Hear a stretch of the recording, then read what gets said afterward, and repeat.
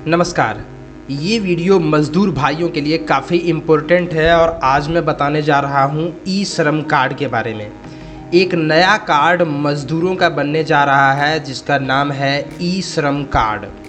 सबसे पहले इसके बेनिफिट्स के बारे में बात कर लेते हैं, फिर और भी डिटेल के बारे में बात करेंगे कि किनका बनेगा और बनवाने के लिए आपको क्या क्या करना होगा।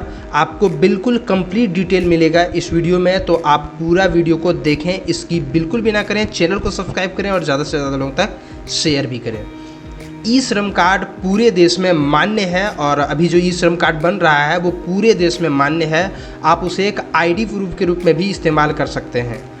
आपदाओं में डीबीटी के माध्यम से कामगारों को सहायता राशि सीधे बैंक खाते में पहुंचाना सरकार का जो मकसद है ई श्रम पोर्टल का, यहाँ पर आप देख सकते हैं ई श्रम पोर्टल के उद्देश्य को। तो और ये जो पिक्चर्स मैंने डाउनलोड किया है ये सरकार के ऑफिशियल ट्विटर हैंडल से डाउनलोड किया हुआ है। आप इन सभी वेबसाइट पर जाकर के विजिट भी कर सकते हैं। ट्विटर हैंडल दिया हुआ है, फेसबुक वगैरह सारी चीज़ें यहाँ पर दी गई है, तो आप इन सारे सोशल मीडिया पर जाकर के भी देख सकते हैं।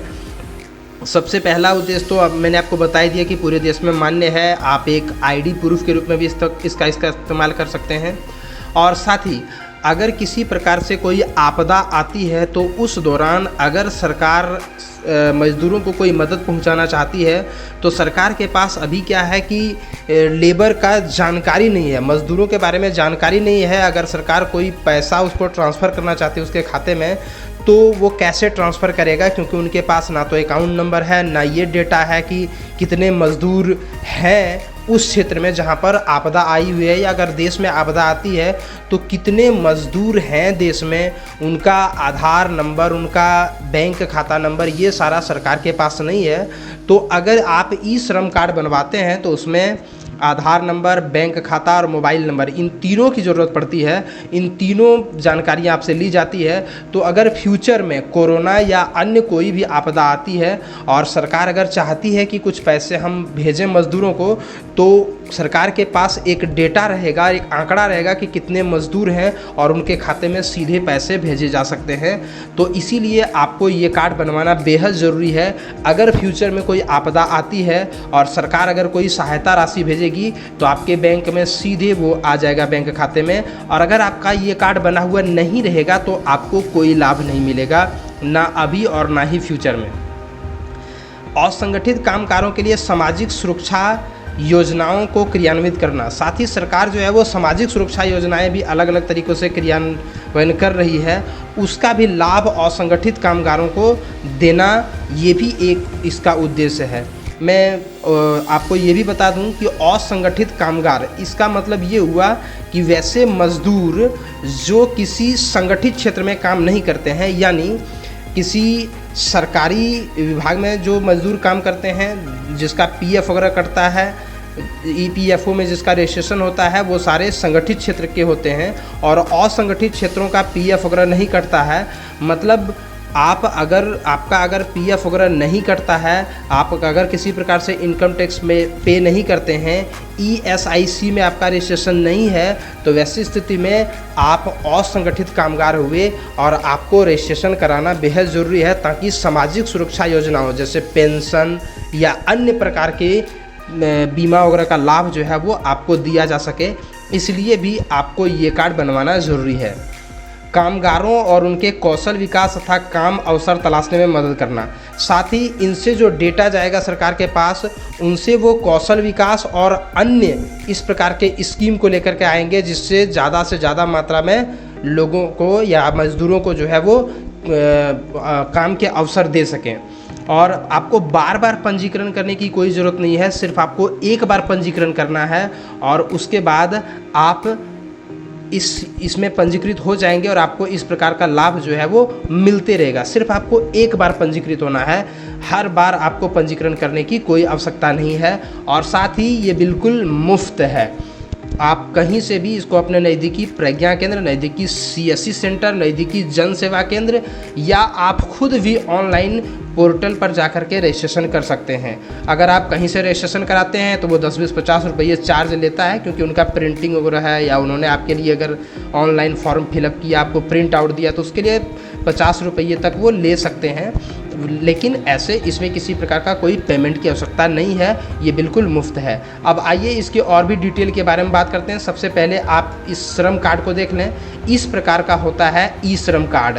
यहाँ एक फ़ोटो होगा, फिर यहाँ नाम, डेट ऑफ बर्थ, ये सारी चीज़ें होती है और एक 12 अंकों का यूनिवर्सल अकाउंट नंबर होता है। आप देख सकते हैं यहाँ 12 अंकों का, जिस प्रकार से आधार में 12 अंकों का होता है उसी प्रकार से आपका ई श्रम कार्ड में भी 12 अंकों का UAN नंबर होता है। अब आपको मैं और भी डिटेल बता दूं कि सबसे पहले इसकी जो शुरुआत हुई थी वो 26 अगस्त 2021 से आप eShram.gov.in इस वेबसाइट पर आकर के आप इसमें रजिस्ट्रेशन कर सकते हैं। हालांकि वेबसाइट अभी भी अच्छे तरीके से कार्य नहीं कर रही है, इसलिए मैंने अब तक वीडियो नहीं बनाया हुआ था, लेकिन अब थोड़ा थोड़ा काम करने लगा है कुछ दिनों से, 2-4 दिनों से, इसलिए मुझे लगा कि अब इसके ऊपर वीडियो बनाना चाहिए। तो आप जो है इसमें अब कौन कौन से लोग रजिस्ट्रेशन करा सकते हैं, जो अनऑर्गेनाइज वर्कर हैं वो सारे लोग इनको इसमें रजिस्ट्रेशन करा सकते हैं। उसके लिए कौन कौन से, जैसे कंस्ट्रक्शन वर्कर हो गया, यानी जो निर्माण कार्य में जो मजदूर लगे हुए हैं, बिल्डिंग बनाते हैं, मिस्त्री, लेबर, ये सब जितना भी है। माइग्रेंट वर्कर हो गया, जो एक स्थान से दूसरे स्थान तक जाकर के काम करते हैं। गिग एंड प्लेटफॉर्म वर्कर, जो प्लेटफॉर्म वगैरह साफ सफाई वगैरह का काम करते हैं। स्ट्रीट वेंडर, जो इधर उधर गली उली में कुछ घूम करके बेचा उचा करते हैं, वे सारे लोग इसमें रजिस्ट्रेशन करा सकते हैं। डोमेस्टिक वर्कर, जो आप अपने अगल बगल के बहुत सारे मजदूरों को देखते हो, आपके घर में कुछ काम है तो वो मजदूर आकर के करते हैं, वे सारे लोग इसमें रजिस्ट्रेशन करा सकते हैं। एग्रीकल्चर वर्कर, जो लोग एग्रीकल्चर वर्कर के रूप में काम करते हैं, जैसे खेती के दिनों में आप बहुत सारे लोगों को अपने खेत में काम करवाते होंगे, वो सारे लोग। और इसके अलावा और भी जितने अनऑर्गेनाइज सेक्टर के लोग हैं, अनऑर्गेनाइज सेक्टर के वर्कर हैं, वो सारे इसमें रजिस्ट्रेशन करा सकते हैं। ये ई श्रम पोर्टल पर आपको आना है, जिसका लिंक वीडियो के डिस्क्रिप्शन बॉक्स में आपको मिल जाएगा, वहाँ से आप इसमें रजिस्ट्रेशन करा सकते हैं। 26 अगस्त 2021 से रजिस्ट्रेशन प्रारंभ हुआ है।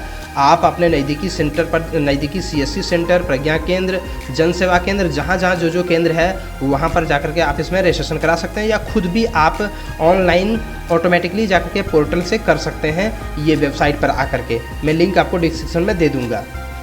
ई श्रम से जुड़ें और आगे बढ़ें, ये भी एक पोस्टर है जो सरकार के द्वारा जारी किया गया था। हर श्रमिक का होगा अपना ई श्रम कार्ड।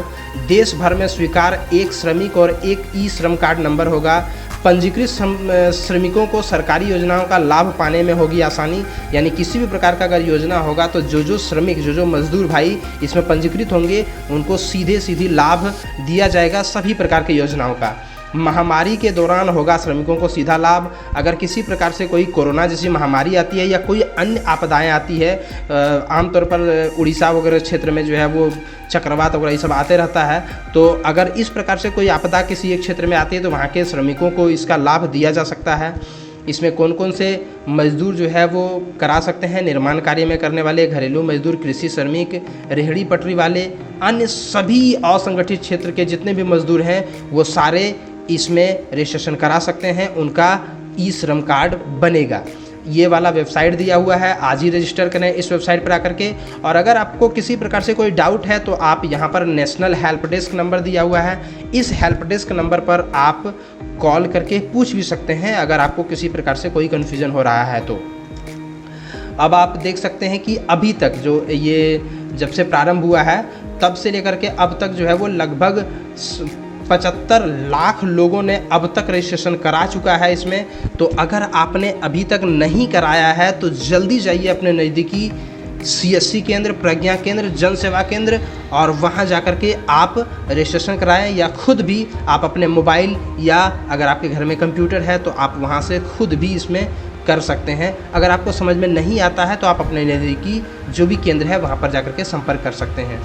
ये है मिनिस्ट्री ऑफ लेबर का ऑफिशियल ट्विटर हैंडल का स्क्रीनशॉट, जिसमें आप देख सकते हैं कि क्या आपने ई श्रम पोर्टल पर रजिस्ट्रेशन करवाया। अगर नहीं तो आज ही इन माध्यमों से रजिस्ट्रेशन करवाएं और ई श्रम कार्ड प्राप्त करें। सामान्य जन सेवा केंद्र या इस वेबसाइट पर जाकर के, या राज्य सरकार के किसी भी क्षेत्रीय कार्यालय में जाकर के आप रजिस्ट्रेशन करवाएं। ये कार्ड मैंने आपको दिखाया कि इस प्रकार से कार्ड होगा, इसका बैक साइड भी होता है। और इसी प्रकार से यहाँ पर आप देख सकते हैं कि 16 वर्ष से ऊपर और 60 वर्ष से कम उम्र के सभी कामगार जो आयकर नहीं भरते हैं, ESIC या EPFO का लाभ नहीं उठाते हैं वैसे लोग ई श्रम कार्ड बनवा सकते हैं। इसमें जो उम्र सीमा है वो 60 वर्ष से लेकर 16 वर्ष से लेकर के 60 वर्ष तक है। यानी आपकी उम्र अगर 16 वर्ष से अधिक है और 60 वर्ष से कम है तो आप इसमें रजिस्ट्रेशन करा सकते हैं और आप खुद भी रजिस्ट्रेशन कर सकते हैं पोर्टल पर आकर के। ये लाभ था, ये मैंने आपको बता दिया। आपको किसी प्रकार से कोई समस्या हो रही है तो आप इस नंबर पर कॉल भी कर सकते हैं। तो अब मैं आपको सीधे वेबसाइट पर लेकर के जाता हूं और वहां पर आपको दिखाता हूं। तो मैं कोई सा भी एक ब्राउज़र को ओपन करता हूं। मैं यहां पर क्रोम को ओपन कर ले रहा हूं। आप किसी अन्य वेबसाइट को भी, किसी अन्य ब्राउज़र को भी ओपन कर सकते हैं। यहाँ पर ई श्रम लिख करके जैसे ही सर्च करेंगे आप देख सकते हैं यहाँ पर ई श्रम का ऑफिशियल वेबसाइट आ गया, isram.gov.in। इस वेबसाइट पर आने के बाद यहाँ पर आप देख सकते हैं हेल्प डेस्क नंबर भी है और उसके बाद यहाँ पर आप देख सकते हैं रजिस्टर ऑन ई श्रम। आप इसके ऊपर जैसे ही क्लिक करेंगे तो आपके सामने जो है वो रजिस्ट्रेशन वाला जो है वो पेज आ जाएगा। तो आप यहाँ पर देख सकते हैं इसमें कौन कौन से लोग रजिस्ट्रेशन कर सकते हैं वो मैंने आपको बता दिया था।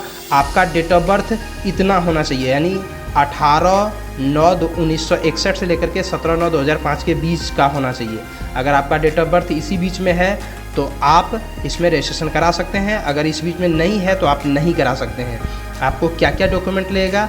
आधार नंबर और साथ में अगर आधार लिंक्ड मोबाइल नंबर है तो ज़्यादा बढ़िया। अगर आपका मोबाइल नंबर आधार में लिंक नहीं है तो आप खुद नहीं कर सकते, आपको CSC सेंटर जाना होगा। आप यहाँ से सेल्फ रजिस्ट्रेशन भी कर सकते हैं या फिर CSC में जा कर के भी कर सकते हैं। जो प्रज्ञा केंद्र वाले होते हैं उनके पास जाना होगा आपको। अगर आप खुद रजिस्ट्रेशन करना चाहते हैं तो आपके आधार कार्ड में मोबाइल नंबर जुड़ा हुआ होना चाहिए, या नहीं तो आप नहीं कर सकेंगे। फिर आपको अपने नज़दीकी CSC सेंटर जाना होगा। अगर आपका मोबाइल नंबर आधार में लिंक नहीं है तो आप अपने नज़दीकी प्रज्ञा केंद्र जाइए, वहाँ अंगूठे के निशान के द्वारा आपका ये काम हो जाएगा। आपको मोबाइल नंबर लिंक करवाने की ज़रूरत अभी नहीं है, बाद में आप करा लीजिए। इसके अलावा बैंक अकाउंट डिटेल्स भी चाहिए, आपका डेट ऑफ बर्थ ये होना चाहिए। तो यहाँ पर आकर के आप अपना मोबाइल नंबर डालेंगे, कैप्चा डालेंगे, इन दोनों में नो रहने देंगे। आपका जो है वो किसी प्रकार से PF नहीं कटता है। फिर सेंड OTP के ऊपर क्लिक करेंगे, OTP डालेंगे और जो डिटेल आपसे मांगा जाएगा वो सारा डिटेल आप डालेंगे। आपका तुरंत ई श्रम कार्ड बन जाएगा। ज़्यादा देर नहीं लगता, 10 मिनट का काम है, आप खुद इसे बना सकते हैं। तो इस प्रकार से आपने अगर अभी तक इस कार्ड को नहीं बनाया है तो बनवा ही लें, नहीं तो आप बहुत ज़्यादा सरकारी लाभ से वंचित हो जाएंगे। इसलिए वीडियो को भी देखें, चैनल को भी सब्सक्राइब करें, ज़्यादा से ज़्यादा लोगों तक शेयर करें।